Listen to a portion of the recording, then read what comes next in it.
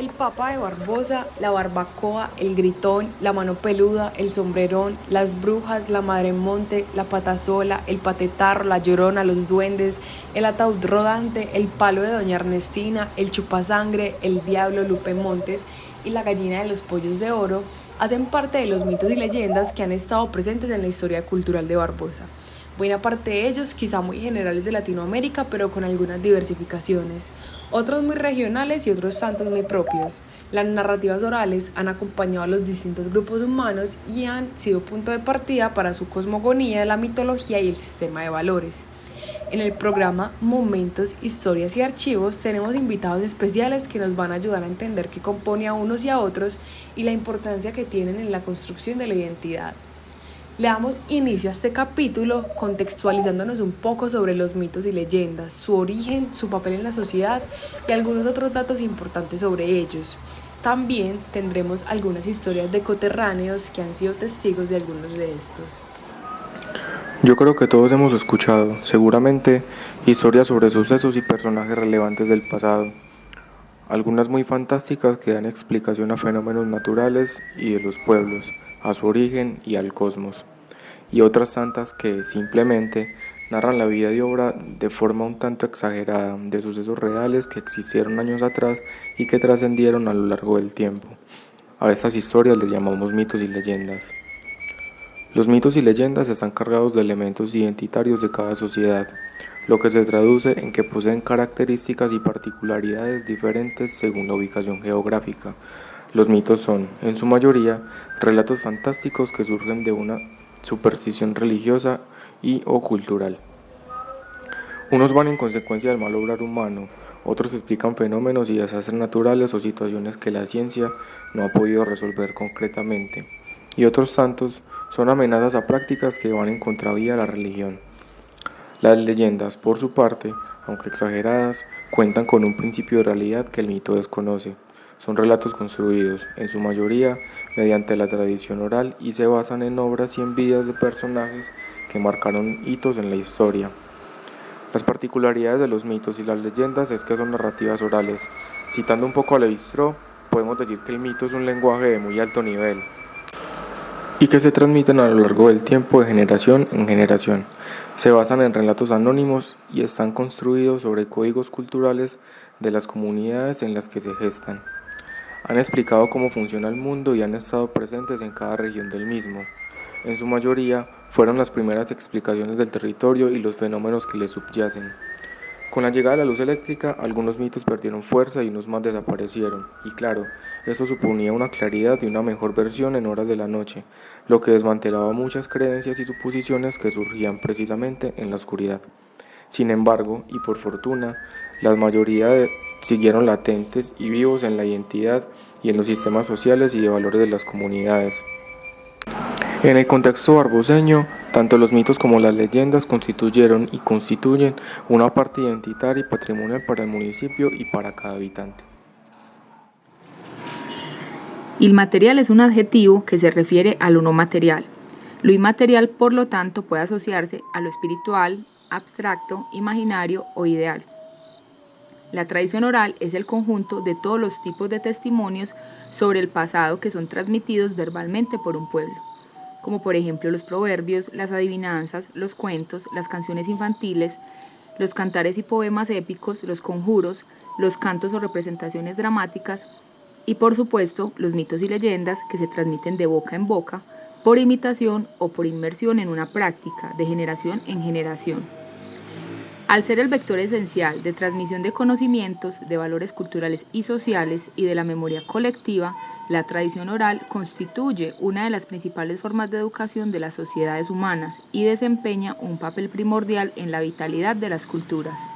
Bueno, la importancia de mantener vivos los mitos y leyendas radica en que son contenedores de la memoria y de la identidad de los grupos humanos, pues que los crean y que los recrean. Entonces, cuando hablamos de mantener vivos los mitos y las leyendas, hablamos de mantener vivo aquello que une a un grupo humano. Entonces hablamos de mantener vivo el sentido que ese grupo humano háblese de un pueblo, una nación, ha construido sobre su misma historia, sobre sus intereses, sobre su forma de ver el mundo.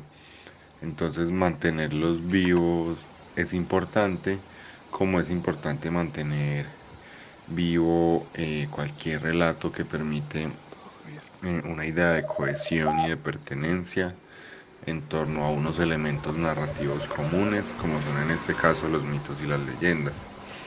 Ahora, ¿cómo podemos hacerlo? Yo destacaría por lo menos dos formas de mantenerlos vivos, de preservarlos, que no son excluyentes entre sí, sino más bien complementarias. La primera es poder, es más bien investigarlos y conocerlos, ¿cierto? Para conocer los mitos y leyendas es necesario que estos se transmitan por los canales posibles para que sean transmitidos. Usualmente es de generación en generación a través del relato oral, pero también a través del relato escrito. El relato oral puede ser un poco más débil con el paso del tiempo porque sufre más alteraciones, porque se ve afectado cuando las personas mueren y se pierde parte de la narración de estos relatos. Entonces poder escribirlos, materializarlos en una escritura que al mismo tiempo muestre su diversidad, o sea, la diversidad de formas como es contado y recordado un mito, una leyenda, eh, pues es la mejor forma de mantenerlo vivo. Hoy no solo hablamos de escribirlos, también hoy hablamos de poder mantenerlos vivos a través de registros de audio, de registros de video, de registros fotográficos. Entonces hay que utilizar todos los soportes posibles. Pero para llegar a construir esos soportes es necesario tener una investigación previa. Una investigación que dé cuenta de qué es lo que cuentan esos mitos, desde cuándo se cuentan, quiénes los cuentan, qué sentidos hay detrás de esos mitos, pero también una investigación que permita tener una mirada crítica frente a estos. ¿En qué sentido? Mucho del inventario de mitos y leyendas en América Latina suele repetirse de un pueblo a otro. Usualmente no son, a excepción de algunos, no son mitos y leyendas muy específicos y particulares de un lugar, sino que suelen ser más bien adaptaciones locales de mitos regionales o de historias regionales. Por ejemplo, hay diversas narraciones sobre gallinas de oro, huevos de oro y demás, que uno podría interpretar como variaciones locales de la leyenda del Dorado, por poner un ejemplo. Lo mismo sucede con las narraciones de espíritus del bosque, como la Madre Monte, como el Moán, como la Patasola. Estas narraciones no son específicas en este caso de Barbosa, sino que son más grandes, y también poder conocer eso, poder conocer esa historia y mirarla con distancia y con panorámica para entender qué de propio y qué de ajeno tienen, es muy importante, porque como digo, hay que mirarlas con un sentido crítico. No se trata de reproducirlas por reproducirlas y ya. Al mismo tiempo, esa investigación crítica permite entender qué sentidos culturales hay detrás de esos mitos, qué ideas sobre el poder, qué ideas sobre la jerarquía, qué ideas sobre la relación entre los seres humanos y la naturaleza, qué ideas sobre los géneros, sobre los hombres y las mujeres se esconden detrás de esas narraciones, que finalmente son también contenedoras de discursos de poder de cada época, ¿cierto? No en vano, por ejemplo, la Llorona siempre es una mujer solitaria, casi que podríamos pensarla como una madre soltera que llora a su hijo, ¿cierto? Allí hay una narración y hay un discurso que tiene que ver también con el rol de las mujeres en nuestras sociedades. Entonces el sentido crítico para investigar estos mitos incluye entender qué es lo que hay detrás de ello. Pero ¿qué hacemos con toda esa investigación? Lo que venía diciendo antes, que es poder solidificarla a través de soportes que la preserven. Entonces toda esta investigación tiene que analizarse y sistematizarse de manera que se pueda traducir en textos, en videos, en fotografías y en audios y en cualquier otro formato que esté disponible. Para esto es lo segundo que quería decir desde el inicio, para su divulgación. No basta con investigar y escribir sobre los mitos y las leyendas, sino que es necesario divulgarlas, porque además en la divulgación se da un proceso nuevo, un proceso que además es muy rico, que es el de la retroalimentación. Es en la divulgación que podemos encontrar versiones encontradas, conflictos, desacuerdos sobre la manera como se cuentan esos mitos y esas leyendas.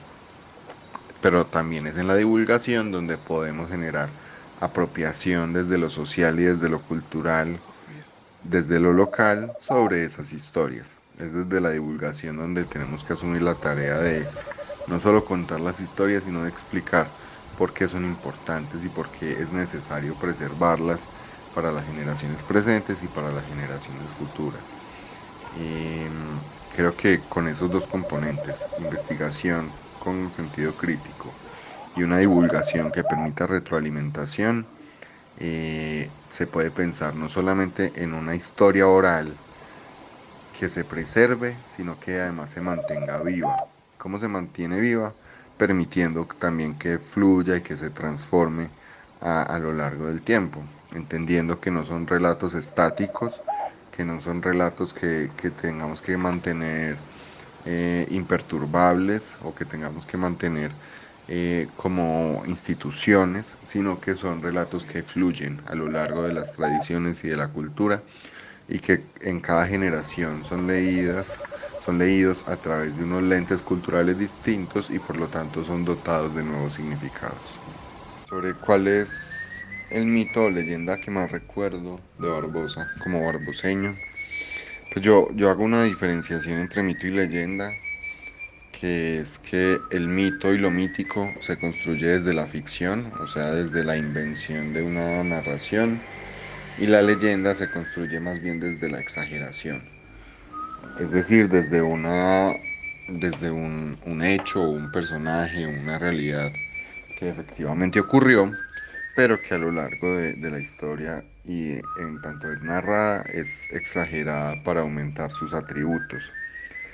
Eh, en este último sentido, recuerdo muchos aspectos de la historia barboseña que hoy podrían constituirse de alguna manera en leyendas, como la inundación que ocurrió en la quebrada de la López a mediados de los años 50, como el Papa barboseño, algunos personajes que podemos considerar que van entre el mito y la leyenda son, por ejemplo, Pascuala Muñoz, porque además es un personaje que tiene que ver con la construcción de la idea de nación, y en tanto hablamos de la construcción de nación, hablamos de unos elementos míticos que también permiten construir la nación. Eh, Incluso pensaría en Luis Tejada Cano como uno de los grandes personajes de la cultura, nacido en Barbosa, pero relegado al olvido a lo largo de nuestra historia, casi como una figura medio legendaria, medio enigmática. Y ya en lo mítico, quizás la historia que más recuerdo, o el mito que más recuerdo, es uno que me contaba mi abuela, que vive en la vereda Vallecitos, justo al frente de Charco Negro, que es un lugar pues que ha sido objeto de muchas historias. Entonces no solo recuerdo los mitos de Charco Negro, sino que ella nos contaba la historia de un personaje que llamaba Don Juan a Caballo.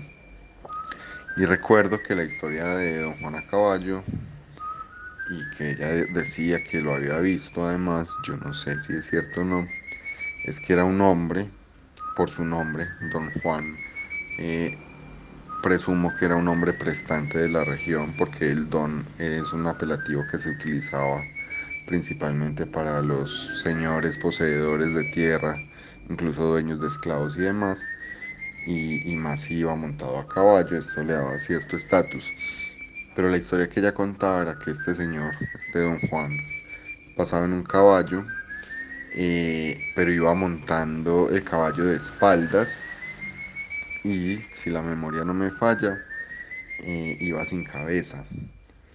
Probablemente llevaba la cabeza en sus brazos, pero iba montando de espaldas, sin cabeza, es decir, solo hasta el cuello, el torso hasta el cuello y hacia atrás. Yo no recuerdo la razón por la que iba montando hacia atrás, pero puedo suponer que iba vigilando algo. Esta parte de la historia no la recuerdo mucho, pero es una que ella nos contaba, que además decía que don Juan a caballo pasaba por esa región, pues por esa parte del pueblo, por esas montañas de Vallecitos, cerca de Charco Negro. Ese es quizás uno de los mitos que más recuerdo y que además me parece importante e interesante porque no lo conozco en otras versiones de otros municipios. Probablemente exista, pero es un mito que no me parece tan común como otros que son muy latinoamericanos. En este caso no conozco otras narraciones similares. Así concluimos nuestro primer capítulo del podcast Mitos y Leyendas. Gracias a todos por llegar hasta acá y gracias enormes a nuestros invitados de hoy. Esperamos que haya sido de su agrado y los invitamos a que sigan en sintonía con nuestro programa. Nuestro próximo capítulo estará dedicado a una leyenda de nuestro municipio y será narrado de la mano de un testigo fiel de su experiencia, el Papa de Barbosa. Muchas gracias.